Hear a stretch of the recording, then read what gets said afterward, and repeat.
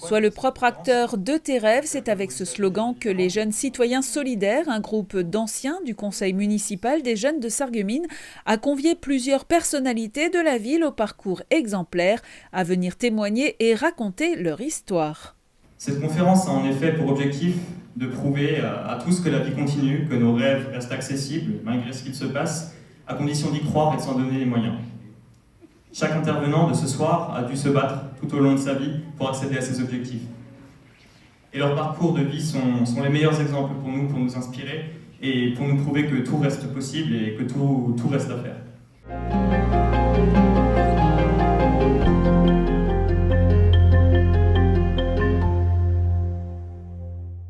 Si je devais me définir en quelques mots, je suis un rescapé de la vie qui se reconstruit au pas de course. Michel Munch, bonjour. Bonjour. Alors il y a quelques années, le RL titrait dans un portrait Michel Munch sur la route du bonheur. Cette route du bonheur, ce sont les sentiers, les chemins, les pistes sur lesquelles tu dévales au quotidien. Alors tu es un coureur, on peut le dire, tu es un coureur compulsif. C'est pourtant en courant que ta vie elle a basculé. Alors que s'est-il réellement passé ? Il y a 14 ans, le 13 juin 2005, je faisais mon footing de récup un matin et je rentrais du footing de récup sur le trottoir, j'étais en train de courir. Il y a une bonne femme qui monte avec un bus, qui me percute et qui m'envoie la tête en premier dans un arbre. Donc après ça, j'ai perdu connaissance, je suis tombé dans le coma, je ne me rappelle de plus rien. Ce qui m'a valu 10 semaines de coma.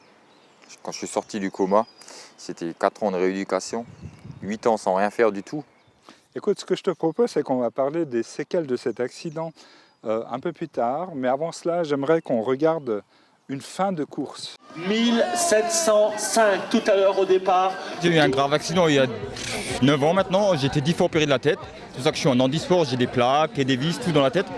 Et j'ai repris le demi-fond il y a 2 ans maintenant. J'avais arrêté 4 ans à cause de l'accident. Je fais à peu près 200 km par semaine. Il faut savoir que je perds la vue toujours. C'est pour ça que mon père il est toujours là en vélo avec moi. Je fais des crises d'épilepsie et tout, des séquelles de l'accident, quoi. Alors que je puisse courir comme ça aujourd'hui, c'est que du plaisir. Que du plaisir. Et je suis content que mon père était avec. Alors Michel, on l'a vu dans cette vidéo, tu conclus courir comme ça, c'est que du plaisir. Alors en fait, pour moi, c'est aussi le résultat du dépassement de soi. Alors j'imagine que ce ressenti devient comme un besoin, victoire après victoire. Oui, ça devient vraiment une addiction. Surtout quand les résultats y suivent. C'est sûr qu'il y a beaucoup d'entraînement derrière, il y a des fois beaucoup de sacrifices, mais c'est ce que j'aime faire et c'est ce que j'ai pu refaire parce que pour les médecins, je ne devais plus recourir du tout. Alors recourir aujourd'hui, rien que déjà reprendre la course à pied, c'était déjà une grosse victoire pour moi. Et d'autant plus qu'aujourd'hui je suis en compétition et voilà, avec les niveaux qu'on connaît à peu près, avec toutes mes victoires, et plus je gagne et plus j'ai envie de me dépasser, quoi. Il faut savoir que depuis ce reportage, j'ai encore pas mal évolué, j'ai pas mal de victoires à mon actif, et puis là, à cette période-là, je n'étais pas encore reconnu athlète international. J'étais juste entre parenthèses athlète national, et maintenant je suis athlète international. Je fais partie des meilleurs Français dans ma catégorie, d'ailleurs le meilleur Français. Je reviens du marathon de Paris où j'ai fait champion de France. J'ai gagné le marathon de Paris il y a 1 mois et demi. Que ce soit n'importe qui et n'importe comment, quand on a un malheur dans la vie et une difficulté dans la vie, je pense que c'est bien sûr c'est physique, mais je pense que c'est 80% dans la tête. Et puis j'en suis bien la preuve. Et moi je pense que avec le mental, même au niveau de la maladie, moi je pense que 80% c'est dans la tête. Si on veut quelque chose et qu'on croit toujours à ses rêves, parce que je pense que dans cette salle on a tous des rêves qu'on voudrait faire et qu'on veut accomplir. Si on y croit bien fort, franchement je peux vous le dire et j'en suis la preuve qu'on y arrive. Les membres de la famille Lefebvre lèvent les bras en l'air. Ce sont donc eux les Versaillais qui remportent la 15e édition du jeu télévisé La France a un incroyable talent et un joli pactole de 100 000 €. Côté sarregueminois, on est déçu pour Lisa Dan. Elle faisait partie des 13 finalistes de l'émission, mais sa prestation n'a pas suffisamment su convaincre les téléspectateurs de voter pour elle. Son clan était là pour la soutenir et pour vivre avec elle le dénouement de l'émission. Hier soir, on a découvert une nouvelle interprétation si particulière de la jeune chanteuse sarregueminoise. À 16 ans, elle revisite le répertoire du siècle dernier. On va s'aimer tellement tu es belle.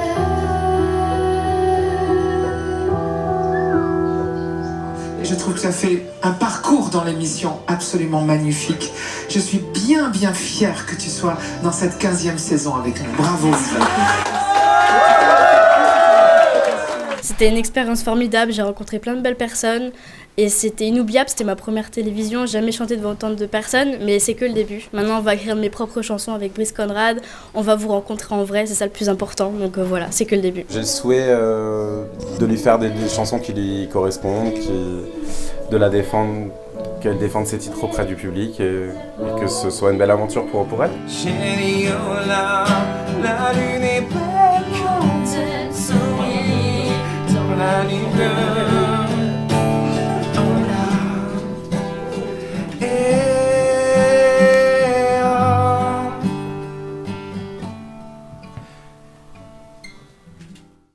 Je suis très fière de mon parcours parce que c'est l'accomplissement d'une vie. Je chante depuis que je suis petite et j'ai toujours rêvé de faire une émission télé, de chanter devant un public, d'être reconnue par des gens qui aiment ce que je fais.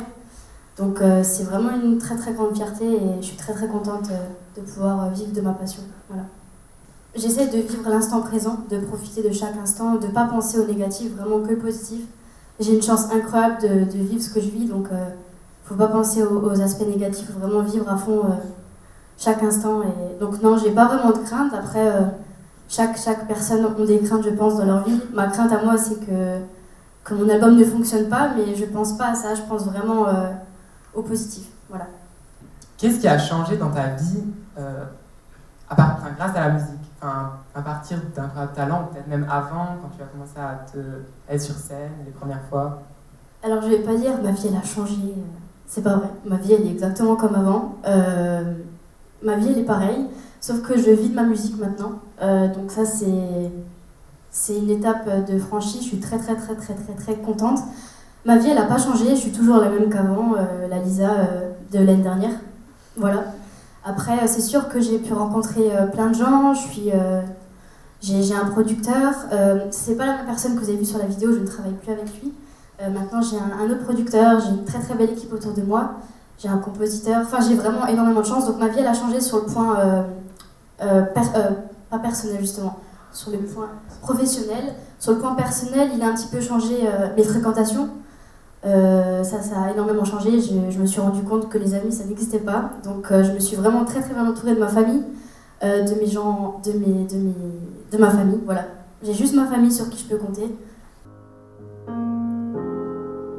Il m'entraîne au bout de la nuit. Les démons de minuit. Il m'entraîne jusqu'à l'insomnie. Les fantômes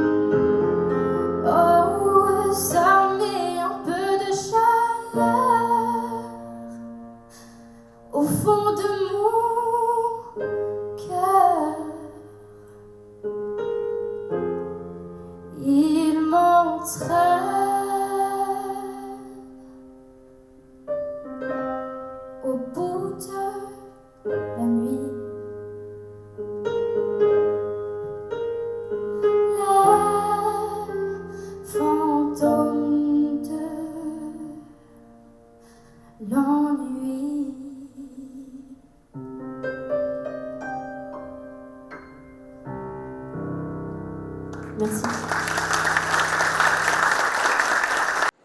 C'est une très longue file d'attente devant les cinéma-forums.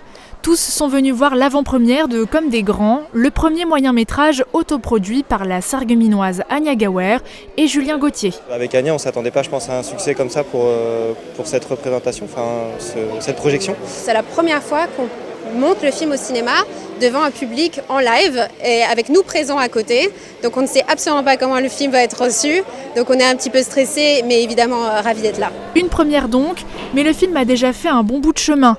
Déjà avec un très beau casting, mais aussi des nominations et récompenses lors de festivals internationaux. Tous les festivals cette année étaient en ligne, malheureusement, donc on n'a pas eu de festival physique pour le moment. On va se rattraper le 9 octobre prochain à Strasbourg, donc en plus on est ravis de venir dans le Grand Est pour le Festival du film de l'Est.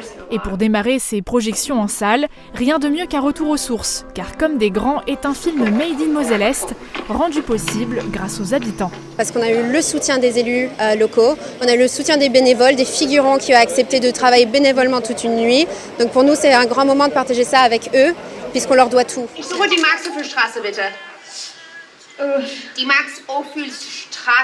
Sur les 300 places disponibles, très peu de sièges libres, tant le film a suscité de l'intérêt, et même des applaudissements. Anya Gawer, c'est un jeune espoir qui représente notre territoire où elle a grandi, où elle a évolué, entre Sarrebruck et Sarreguemines. Donc elle représente le côté transfrontalier de notre territoire et tout son avenir. L'avenir du film, quant à lui, est déjà bien tracé, avec une sortie dès le 1er octobre sur de nombreux sites de vidéos à la demande. Reste à trouver la meilleure plateforme pour une diffusion en France, très prochainement. Alors mon parcours, il a été un petit peu sinueux parce que à la base, je me destinais pas du tout à réaliser des films.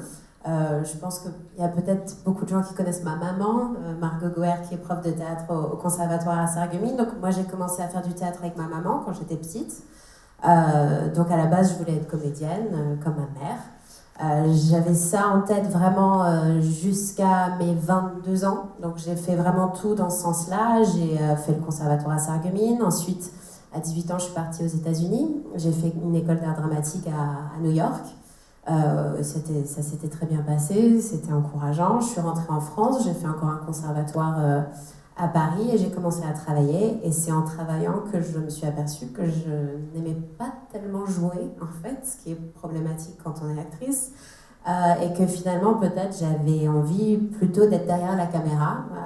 Au fur et à mesure que je passais du temps sur des plateaux de cinéma, je me disais, mais le travail du réalisateur est plus intéressant. Et donc j'ai décidé à 25 ans, je crois, d'arrêter de passer des castings, de prendre un stylo, de commencer à écrire et puis d'aller dans ce sens-là, donc la réalisation et l'écriture et la production. Alors ce court-métrage, il est assez personnel, donc rien de ce qui s'est passé dans le film ne m'est arrivé directement. Par contre, il était assez personnel parce que je l'ai écrit quand j'avais 27 ans.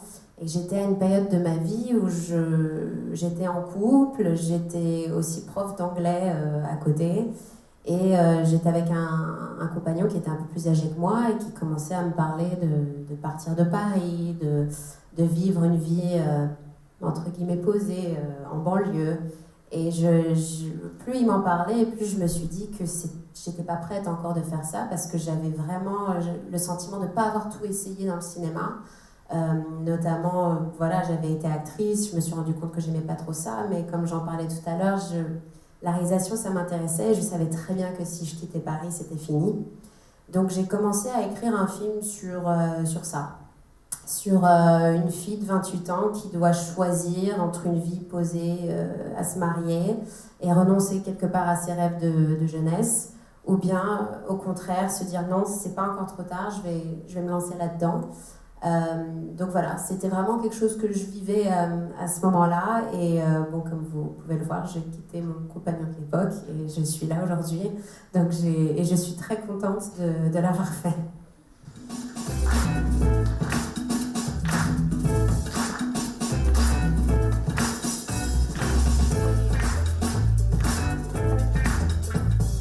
Des membres de Elysium Crew à Strasbourg. Il a participé à plusieurs rencontres chorégraphiques, que ce soit au niveau départemental, régional et même national. Puis c'est un compétiteur actif en battle depuis 5 ans en France ainsi que dans 6 autres pays européens. Et il est médaillé d'argent en dernière qualification Grand Est pour les JO. Donc, pas mal.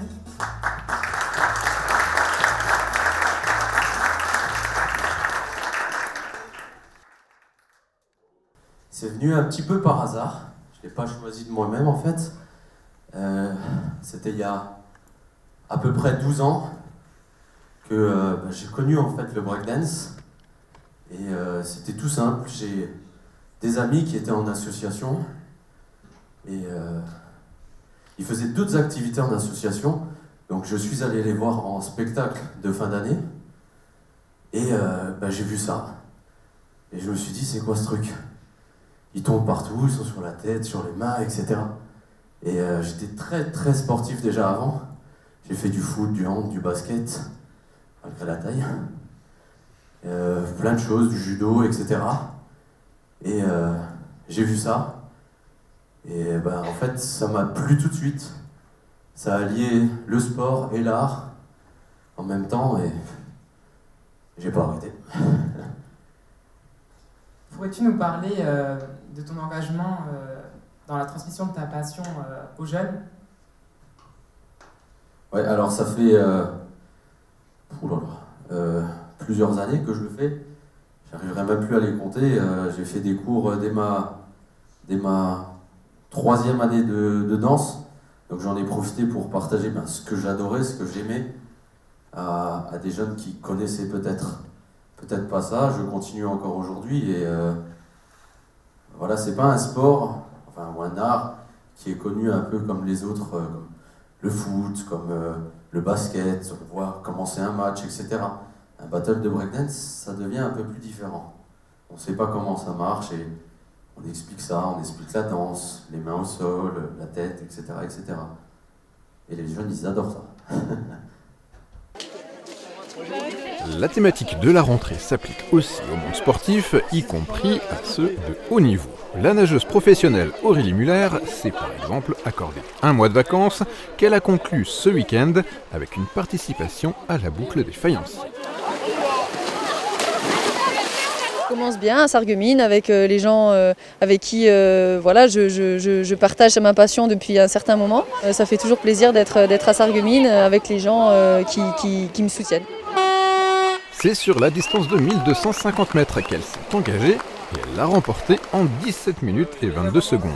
Une petite reprise pour celle qui a raté la qualification au JO pour seulement 1 seconde et demie. Et s'il n'y a pas de JO cette année, Aurélie Muller ne manque pas pour autant d'objectifs. Le premier objectif, c'est de me qualifier aux championnats du monde, donc qui vont se dérouler au mois de mai à Fukuoka.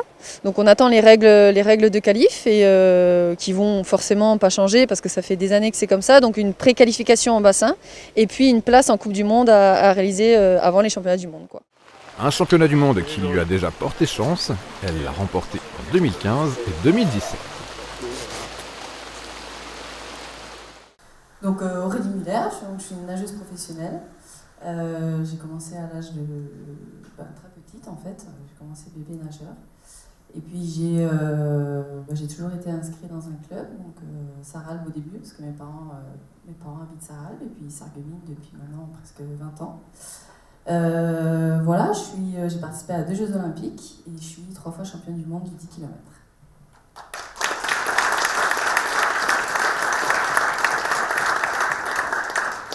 Nous avons quelques questions qu'on aimerait te poser. Donc, qu'est-ce qui t'a amené à commencer la natation ? Comme je l'ai dit, en fait, ça s'est fait un peu comme ça. Mon papa m'a emmené au bébé nageur à Sarralbe et il a vu que j'étais plutôt à l'aise dans l'eau, donc moi ça me plaisait bien. Donc j'ai été inscrite dans un club, donc d'abord à Sarralbe et puis après à Sarreguemines. L'élément déclencheur, en fait, ça a été aussi le fait de faire mon premier choix, mon premier vrai choix, en fait. C'était de décider d'aller en sport-études. Donc de ne pas aller au collège à Sarralbe, mais d'aller au collège Fulrad. Et là, c'est vrai que ça a pris une autre dimension, en tout cas.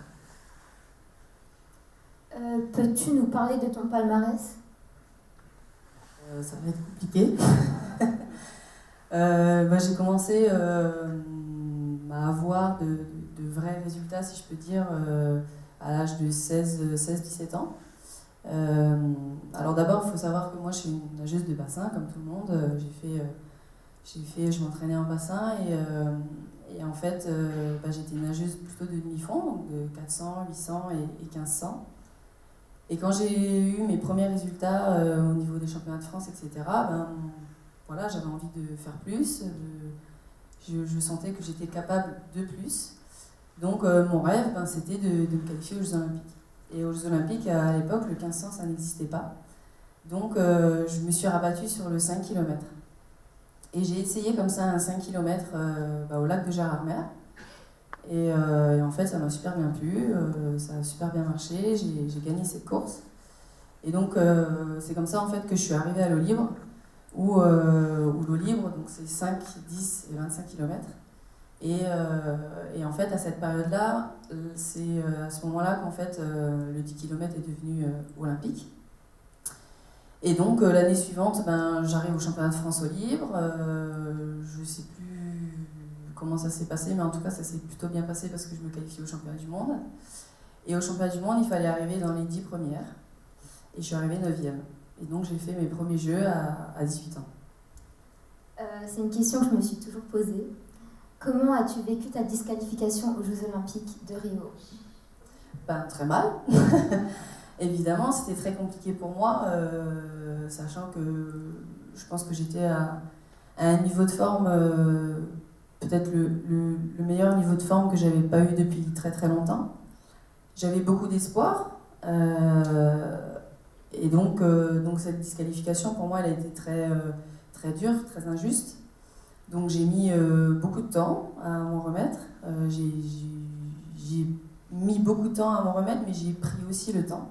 Parce que je pense que c'est important, même après des échecs comme ça, de se poser en fait, de se poser les bonnes questions. Donc pendant quelques mois, c'était un peu compliqué. Je me suis écartée en fait des bassins et j'ai pris des vacances, j'ai fait autre chose, j'ai profité de mes amis, de ma famille, même si c'était pas facile. J'avais envie de tout simplement rien faire.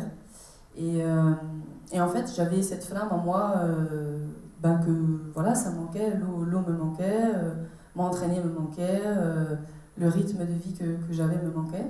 Et je suis revenue à l'entraînement et en fait, ça s'est plutôt bien passé assez naturellement. J'avais envie en fait de me challenger.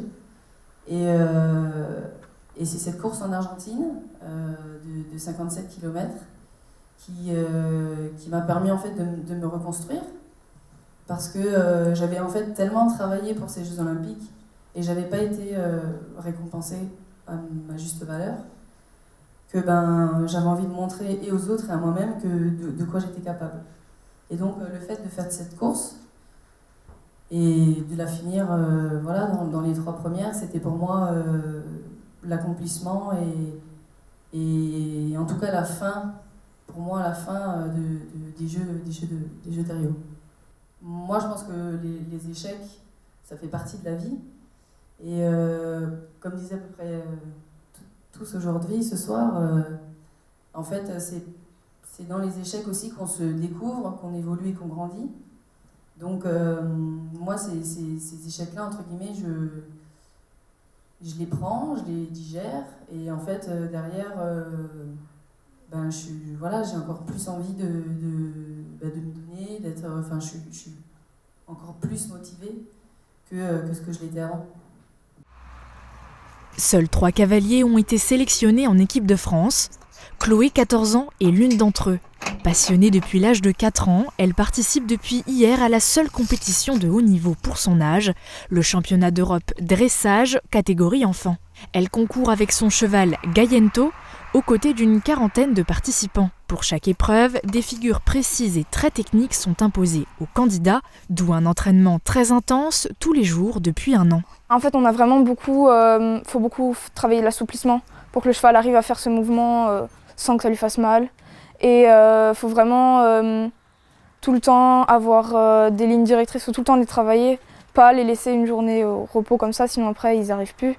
On fait pas tout le temps les mêmes mouvements, on les répète pas comme ça, on les répète isolés pour qu'ils n'anticipent pas en fait. Diagonale au trot allongée, demi-tour autour des hanches, départ au galop. Pour exécuter ces mouvements, le secret, c'est le positionnement. En fonction de certains placements du corps, de certaines impulsions des jambes et des mains, le cheval sait quelle figure s'y rapporte. Le tout étant de le faire le plus discrètement possible. Différentes épreuves sont proposées et pour cette passionnée, la plus compliquée est celle en équipe. Parce que c'est vraiment, il faut vraiment pas se louper. Il faut vraiment être très pointilleux sur la précision, sur vraiment tout. Que le cheval soit bien, que les juges, que nous on soit bien, mais que le cheval soit aussi en dessous correct. Et tout doit être très précis. À l'issue de l'épreuve équipe, un classement sera réalisé pour enchaîner sur l'épreuve individuelle. Chloé et Gayento ont toutes leurs chances, malgré un niveau de stress assez élevé pour ce genre d'événement. La jeune cavalière est confiante, tout comme sa mère qui l'accompagne sur chaque concours. Elle est très travailleuse et elle est très perfectionniste, donc il y a des chances. Maintenant, le couple qu'elle forme avec Gayento est très récent. Ils ne se connaissent pas beaucoup, ça fait que 2 mois qu'elle le monte. Donc il aurait fallu encore quelques mois supplémentaires pour attaquer une échéance comme celle-là. Ceci dit, le cheval va bien, la cavalière va bien. On espère avoir un résultat positif. Le championnat d'Europe a lieu à Fontainebleau jusqu'au 15 juillet. Si Chloé se classe parmi les meilleurs, elle peut envisager de participer ensuite à des tournées européennes. L'objectif étant bien sûr de préserver son niveau international, mais surtout de vivre de nouvelles aventures. On aimerait savoir quelles sont tes contraintes vis-à-vis de ton sport, mais aussi ta relation avec ton cheval. Alors pour les contraintes, il faut savoir que je suis entre 2 et 3 heures par jour aux écuries pour travailler les chevaux, plus les soins qu'il y a à côté. Donc c'est tous les jours. Moi j'ai la chance d'avoir les chevaux chez moi à la maison, donc je suis pas très loin de me déplacer pour pouvoir travailler. Mais c'est vrai que c'est tous les jours, après les cours, que je sois malade ou pas. Enfin, le désavantage, on va dire, c'est que un cheval, on s'en occupe tous les jours. Donc on n'a pas de temps de repos. Après, on aménage notre travail et le travail de nos chevaux en fonction de notre emploi du temps, mais c'est vrai que ça prend énormément de temps. Je voulais savoir vos conseils pour les jeunes qui veulent suivre votre voie, à toutes les deux. Je pense qu'il ne faut pas lâcher, il faut essayer dans tous les cas. C'est sûr que parfois on se prend un peu des gamelles, mais il faut essayer, il faut continuer. Même si, comme vous l'avez dit déjà tout à l'heure, c'est compliqué, il n'y a pas tout le monde qui veut qu'on réussisse. Et parfois c'est dur, mais vraiment il faut continuer à travailler. Ouais, je pense qu'on a fait passer le message. Non, c'est avoir envie en fait, avoir envie de faire des choses, peu importe si ça vous plaît pas, c'est pas très grave, c'est juste faire des choses, croire en vous, ne pas lâcher, et puis bien sûr je pense que chacun d'entre nous travaille, donc le travail je crois que c'est indispensable.